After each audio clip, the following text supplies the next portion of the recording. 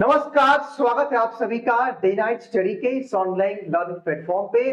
डीडू में इस वर्ष 2024 में पूरी काउंसलिंग की प्रक्रिया सब यूजीपीजी कोर्स में ऑनलाइन चल रही है और ऐसे में ऑनलाइन वेरिफिकेशन के बाद आपको अब ऑफलाइन वेरिफिकेशन भी कराना होगा। इट्स मीन कि फर्स्ट अलॉटमेंट के बाद जिन अभ्यर्थियों को उनका कॉलेज उनका सब्जेक्ट मिल चुका है, जो लोग फर्स्ट अलॉटमेंट के लिए पेमेंट कर चुके हैं, अपना सीट बुक कर चुके हैं, अब उनको अपने डिपार्टमेंट, अपने फैकल्टी, अपने कॉलेज या डीडीयू में जाकर के एक बार ऑफलाइन वेरिफिकेशन कराना होगा। और क्या क्या आपको डॉक्यूमेंट लेकर के जाना है, वहां पे ऑफलाइन वेरिफिकेशन किस प्रकार होगा, सब कुछ हम आपको आज की इस वीडियो के माध्यम से बताएंगे। यकीन मानिए इस वीडियो को देखने के बाद जितने भी आपको मन में डाउट कंफ्यूजन होगा वो क्लियर हो जाएगा। तो एंड तक इस वीडियो के साथ बने रहना है आपको। और जो कि मैं ऑफिशियली बताऊंगा, ऐसा नहीं कि मैं आपको कुछ भी लिख करके बता दूं, ये ऑफिशियली डीडीयू ने क्या कहा है, कौन कौन डॉक्यूमेंट लेके जाना है वो मैं आपको बताने वाला हूं। हालांकि वीडियो की शुरुआत करने से पहले मैं 2 से 3 बातें यहां पर स्पष्ट कर देना चाहता हूं कि ऑफलाइन वेरिफिकेशन यानी कि संकाय या कॉलेज या डिपार्टमेंट में वेरिफिकेशन वही कराएगा। जैसे मान लीजिए कि आपने काउंसलिंग किया था, आपका अलॉटमेंट हो गया किसी कोर्स और किसी कोर्स का, किसी कॉलेज का, आपने पेमेंट कर दिया, देन आपको प्रोसेस करना है, पहली बात। दूसरी बात, यहाँ पे फीस की कोई बात नहीं की गई। इसमें कि आपके मन में जो डाउट कंफ्यूजन है कि सर जब हम ऑफलाइन वेरिफिकेशन के लिए जाएंगे क्या हमको फीस जमा करना पड़ेगा, देखिए भाई यहाँ कोई फीस की बात नहीं कही, तो आपको फीस जमा नहीं करना है। तीसरी बात मैं फिर से स्पष्ट कर दे रहा हूं कि जो कॉलेज और जो डिपार्टमेंट है आपका, मान लीजिए एग्जांपल के तौर पे कि आपको डीयू का मेन कैंपस मिला है, आपका लॉ बीएलएलबी या एलएलबी है, तो आप अपने संकाय में जाएंगे और यहाँ पे लिखा होगा, देखिए जो जिनको भी ये लिखा होगा, जिनको भी ये मिला होगा, यानी कि जिनका भी provisional admission document verification letter मिला होगा, यहाँ लिखा है अभ्यर्थी इस पत्र के साथ संबंधित संकाय विभाग महाविद्यालय में दिनांक 5 अगस्त से 8 अगस्त के बीच जाना है और सुबह 10 से 3 के बीच में कराना है। कहने का मतलब यह है कि जिनका फर्स्ट अलॉटमेंट में नाम आ चुका है 5 से लेकर के 8 अगस्त के बीच में आप जाकर अपना वेरिफिकेशन कराएंगे, सुबह 10 से 3 बजे के बीच आपको कराना है। अब आइए हम बताते हैं कि वो कौन कौन से डॉक्यूमेंट है जिनको आपको लेके जाना है। ध्यान दीजिएगा, संकाय डिपार्टमेंट का मतलब ये है कि अगर भाई लेट सपोज कि आपका लॉ फैकल्टी है, मतलब एलएलबी बीएलबी एलएलएम है, तो आप लॉ फैकल्टी में जाएंगे। अगर आपका साइंस फैकल्टी है, मतलब कि बीएससी है, तो साइंस फैकल्टी में जाएंगे। ह्यूमैनिटीज है तो आप आर्ट्स कला संकाय वाले में जाएंगे। कहने का मतलब ये, अगर आपको कॉमर्स है तो कॉमर्स वाले डिपार्टमेंट में जाएंगे। और जो भी आपका कॉलेज लिखा होगा, यहाँ पे लिखा हुआ देखिए, allotted seat for program LLB DDU यानी कि दीनदयाल उपाध्याय गोरखपुर यूनिवर्सिटी, अगर जो भी कॉलेज संकाय का नाम लिखा होगा वहीं पे आपको जाना है। ठीक है, अब वो कौन कौन से डॉक्यूमेंट जो आपको लेके जाना है, देखिए यहाँ पे जो भी चीजें लिखी गई है मैंने इसको पढ़ लिया है। ठीक है, ध्यान से मेरी बात को समझिएगा।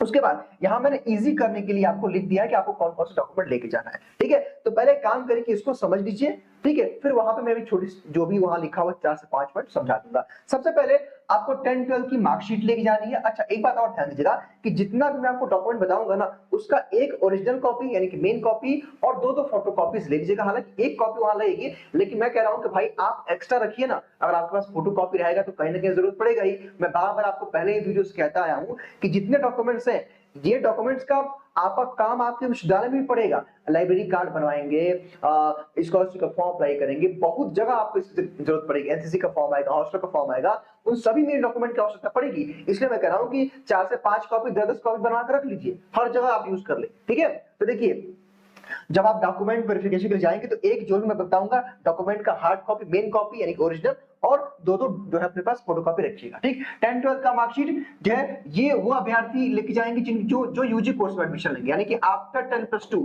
अगर आप 12th के बाद किसी कोर्स में एडमिशन ले रहे हैं तो आप 10-12 की मार्कशीट लेके जाएंगे। वही अगर आप यूजी करने के बाद एमएससी, एमए, एलएलबी या एमकॉम या किसी पीजी कोर्स में, यानी कि पीजी में आप अगर एडमिशन ले रहे हैं, देन आपको 10-12 की मार्कशीट और ग्रेजुएशन में जब आप जो भी अपने बीए बीएससी बीकॉम किया है वो मार्कशीट, मेरे ख्याल से आप समझ गए। दूसरी बात, टीसी सीसी माइग्रेशन, यानी टीसी का मतलब ट्रांसफर सर्टिफिकेट, सीसी का मतलब कि कैरेक्टर सर्टिफिकेट, और माइग्रेशन का सर्टिफिकेट का मतलब ये है कि जो छात्र अपना प्रांत बदलते हैं। इट्स मीन कि मान लीजिए कि आप यूपी के बाहर के हैं, उस केस में आपको माइग्रेशन सर्टिफिकेट देना होगा। ठीक है, अदरवाइज अगर आप यूपी के तो आपको नहीं देना पड़ेगा।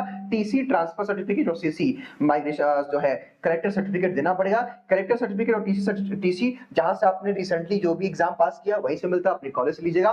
कास्ट सर्टिफिकेट ओबीसी से, अगर आप एससी एसटी से हैं या कोई कैटेगरी आपकी है तो आपको देना पड़ेगा। जनरल कैटेगरी के अभ्यर्थियों का कास्ट सर्टिफिकेट नहीं लगता है, लेकिन अगर आपने ईडब्ल्यूएस क्लेम किया, जो कि मैंने लिखा हुआ है, अगर आपने एप्लीकेबल किया है, अगर आपने ईडब्ल्यूएस किया, अगर आप जनरल कैटेगरी से थे, अगर आपने ईडब्ल्यूएस क्लेम किया तो आपका ईडब्ल्यूएस रहना चाहिए। ध्यान दीजिएगा, लेटेस्ट जो है अप्रैल 2024 के पहले का नहीं होना चाहिए, इस समय का लेटेस्ट होना चाहिए। ध्यान दीजिएगा, ओबीसी कैटेगरी के बच्चे मिनिमम अपना 3 साल तक पुराना रखेंगे, और मेरे ख्याल से आप लोग सभी लोग नया बनवा लेंगे तो आपके लिए बेहतर होगा। मैंने कहा था कि अभी कई जगह इसकी आवश्यकता पड़ेगी। दूसरी बात, एडमिट कार्ड और आधार कार्ड बहुत इंपॉर्टेंट है, तो एडमिट कार्ड और आधार कार्ड रखिएगा।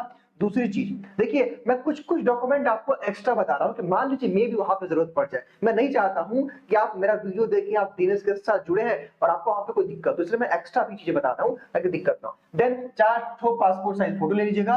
वेटेज सर्टिफिकेट का मतलब क्या है कि मान लीजिए कि आपने फॉर्म भरते समय या फिर आपको आपके मार्कशीट में कोई वेटेज मिला है, जैसे एनसीसी का, एनएसएस का, स्पोर्ट गाउट का, फ्रीडम फाइटर का या यूनिवर्सिटी एम्प्लॉयड वार्ड का, इस तरह का अगर आपने क्लेम किया तो आपका रहना चाहिए उसका ओरिजिनल कॉपी और फोटो कॉपी। उसके बाद रिजल्ट जो आपका आया, रिजल्ट डीडीयू का, और एप्लीकेशन फॉर्म है तो ले लीजिएगा। हालांकि लिखा नहीं गया, लेकिन मैंने कहा ना कि मैं कई सारी बातें बता रहा हूं ताकि आप रख रखिएगा, वो काम आएगा कहीं ना कहीं।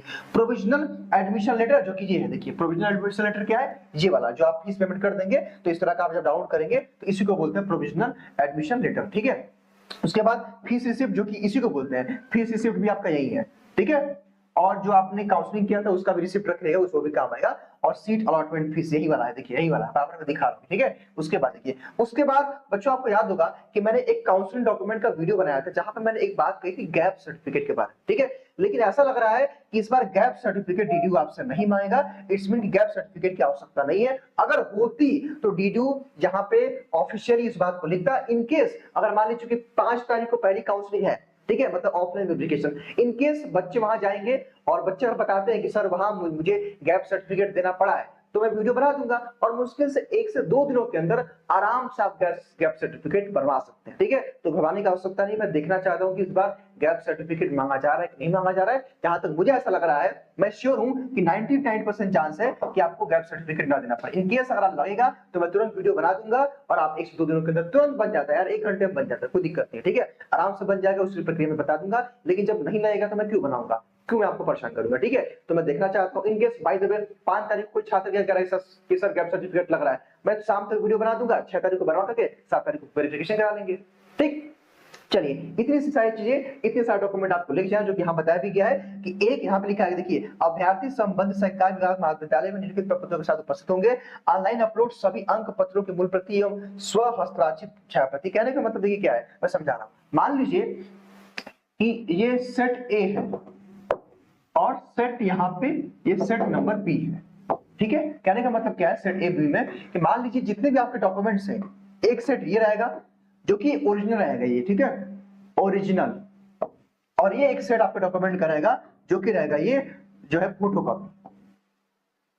फोटोकॉपी, ठीक। मान लीजिए यहाँ पे 10th का मार्कशीट है, एक सेकेंड, मान लीजिए आपके यहाँ पे 10th का मार्कशीट है, 12th का मार्कशीट है, यूजी का मार्कशीट है, सीसी है, टीसी है, आपका माइग्रेशन है, आपका एडमिट कार्ड है, आपका रिजल्ट है, जो भी चीजें हैं, यहाँ पे ये ओरिजिनल कॉपी हो गया और ये आपका फोटो कॉपी हो गया, ठीक है। उन फोटो कॉपी पे क्या करना, मान लीजिए कि आपका 10th का मार्कशीट फोटो कॉपी, ठीक है, यहाँ पे सबको डिटेल, और नीचे जहाँ पे जगह खाली रहेगा वहां पे आपको अपना साइन करें। मेरा नाम अभिमान है तो मैंने अभिमान लिख दिया, अभिमान सिंह, ठीक। तो कहने का मतलब ये है, जो कि यहाँ लिखा हुआ है ना पॉइंट, देखिए यहाँ पॉइंट क्या लिखा हुआ है कि के साथ स्व हस्ताक्षरित छाया प्रतियां, यानी कि आप खुद का वेरीफाइड करना, मतलब वेरिफिकेशन करना है। इट्स मीन कोई भी डॉक्यूमेंट है उसके नीचे आपको यहाँ पे अपना साइन कर देना है, ठीक है। फोटो कॉपी वाले पे, ओरिजिनल पे नहीं करना है, ठीक है। ये बात कहा गया। उसके बाद टीसी सीसी फीस रसीद की मूल प्रति और छाया प्रति, यानी कि फीस रसीद भूल जाना है, और उपयुक्त सभी प्रपत्रों का स्व प्रमाणित छाया प्रति एवं एक सेट भी अपने साथ लेकर के आए, ठीक है। तो इतने ही सारे डॉक्यूमेंट्स आपको लेके जाना था। तो आई होप कि मेरी सारी बातें आप समझ गए होंगे। इसके बावजूद अगर आपको कोई डाउट कंफ्यूजन है तो आप कमेंट बॉक्स में बताइएगा, अगले वीडियो में हम उसको रिजॉल्व करेंगे। चैनल को सब्सक्राइब कर लीजिएगा ताकि आगे भी इसी प्रकार की आपको अपडेट मिलेगी, और जल्द ही डीएनएस आपके लिए नए प्रोग्राम्स और लॉन्च करेगा, जिससे आप अपने कॉलेज में भी बेहतर प्रदर्शन कर सकते हैं। Thank you so much.